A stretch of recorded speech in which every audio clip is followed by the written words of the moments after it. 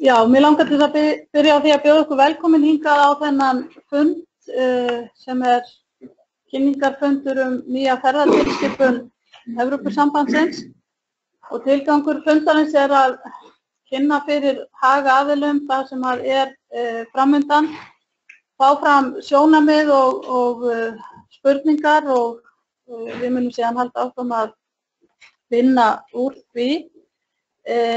Kannski rétt að taka fram strax í upphafi að þetta mál ekki algjörlega full unnið af hálfu framkvæmdastjórnar Evrópusambandsins, þannig að það kannski rétt að gera bara strax svolítinn fyrirvara. Það geta náttúrulega hlutir breyst í útfærslunni en málið hefur verið unnið á vettvangi framkvæmdastjórnarinnar núna nokkuð skeið og það kynningarefni hérna ef þú bara lætur að ganga kannski Helena sem á ensku, hann var gefið út 2015 þegar málið var fyrst kynnt og ég held að það væri gagnlegt fyrir aðila bara að hafa það. En innleiðingin á þessari tilskipun, hún kallar á breytingar á tvennum lögum hér á Íslandi, annars vegar á lögunum alferðir og hins vegar lögunum skipan ferðamála og það verður unnið af þeim lagabreytingum hér í ráðuneytinu núna í sumar og það stefnt að því að leggja það fyrir þingið í haust. Það hefur verið starfandi vinnuhópur núna nokkuð skeið sem hefur unnið að þessu máli og vinnuhópurinn var fyrst til að byrja með skipaður fulltrúar úr tveimur ráðuneytum, innanríkisráðuneytinu gamla sem nú hefur verið skipt upp í dómsmála- og samgönguráðuneyti og síðan þessu ráðuneyti hér, atvinnuvegaráðuneytinu, og ástæðan fyrir því var sú að neytendamálin sem núna hafa flust hingað yfir að þau voru á sínum tíma hjá innanríkisráðuneytinu og að því þetta bæði neytendamál og ferðamál. Þá þessi vinnuhópur settur á laggirnar sem hefur unnið að þessu, en nú þetta semst allt saman komið hingað í atvinnuvegaráðuneytið, þannig að við sem höfum unnið að þessu máli auk mín, já, verð rétt að kynna mig, ég heiti Steinunn Valdís Óskarsdóttir og starfar sem sérfræðingur hérna í atvinnuvegaráðuneytinu, en var á sínum tíma út í innanríkisráðuneytinu en núna á skrifstofu ferðamála. En auk mín hafa starfað að þessu máli Martekur Sveinsdóttir, lögfræðingur á Neytendastofu og Helena Karlsdóttir sem kemur frá Ferðamálastofu og nokkur annara sem við höfum kallað eftir sjónarmiðum frá. Við höfum líka fundað með SAF þetta og farið yfir svona þau álitaefni sem að snúa af ferðaþjónustu. Við höfum líka kynnt þetta fyrir neytendasamtökunum og síðan þessi fundur þá liður í því að kynna þetta fyrir aðilum sem að tilskipunin mun snerta á einhvern hátt, fá fram sjónarmið. Nú, megin inntak tilskipunarinnar, og það það sem við munum kynna hér í dag, það má kannski draga það fram í tveimur setningum.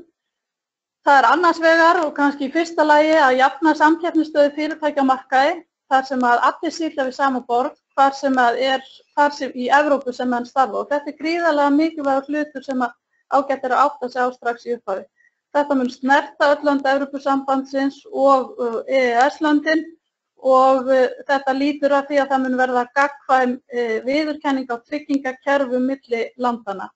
Síðan í öðru lagi að þá megin inntak tilskipunarinnar að tryggja samræmda neytendavernd fyrir okkur öll, vil ég leyfa mér að segja, því að við erum jú öll bæði neytendur og ferðamenn, þó við séum jafnvel að reka fyrirtæki eða starfa þessum öðrum hætti sem að ferðumst heiminn og þannig að neytendaverndin sé tryggð allstaðar. Og eins og ég sagði áðan að þá verða í sumar unnin þessi frumvörp sem að verða lögð fram til kynningar á þinginu í haust. Frumvörpin verða að sjálfsögðu sett í kynningu á vef atvinnuvegaráðuneytisins, þannig að ég hvet aðila til að bara fylgjast með þeirri vinnu og þá hægt að koma athugasemdum á framfæri. Við tökum við athugasemdum og spurningum hér að loknum þessum kynningum að sjálfsögðu. Ég vil líka biðja ykkur það er listi hérna einhvers staðar að ganga, þar sem að þið getur skráð niður nöfnin ykkar, netföngin og annað, þá getum við sendt ykkur upplýsingar og svör við spurningum ef það koma spurningar sem að við kannski náum ekki að svara hér á þessum fundi. Fundinum strengt, þannig að þeir aðilar sem hafa ekki tækifæri til þess að sækja fundin hingað, að þeir geta hort á fundin og það kom sérstök óskum það til okkar að streyma fundinum. Þannig að þá held ég í sjálfu sér að okkur sé ekkert að vanbúnaði að hefja yfirferðina, og það kannski rétt að taka það fram strax í upphafi, að þessar yfirferðir verða dálítið ítarlegar. En það eðli málsins samkvæmt. Þessi tilskipun, hún stór og hún dálítið flókin, svona við fyrstu sín allavega, en ef maður gefur sér tíma til að lesa hann í gegn og merkta hana og lesa hann jafnvel aftur í gegn, að þá fer þetta nú svona aðeins að rakna upp. En ég vil svona fyrirfram biðja forláts á því að þetta verða kannski dálítið langar kynningar, en við teljum það mjög mikilvægt, þannig að þið fáið strax mjög ítarlega kynningu á efnisinnihaldinu. Síðan verður þetta allt sett á netið, þannig að það hægt að eftir fundin þá hægt að skoða þetta, pæla í þessu, koma með spurningar og setja inn athugasemdir til okkar eftir á, en við gerum ráð fyrir að fundurinn verði búinn klukkan 12 og síðan verða sjálfsögðu fyrirspurnir í lokin og við reynum að svara því. En þetta verður sem sagt með þeim hætti að Matthildur Sveinsdóttir lögfræðingur frá Neytendastofu, hún kemur hér fyrst og fer yfir sína kynningu. Svo kemur Helena frá Ferðamálastofu og fer yfir það sem snýr á Ferðamálastofu.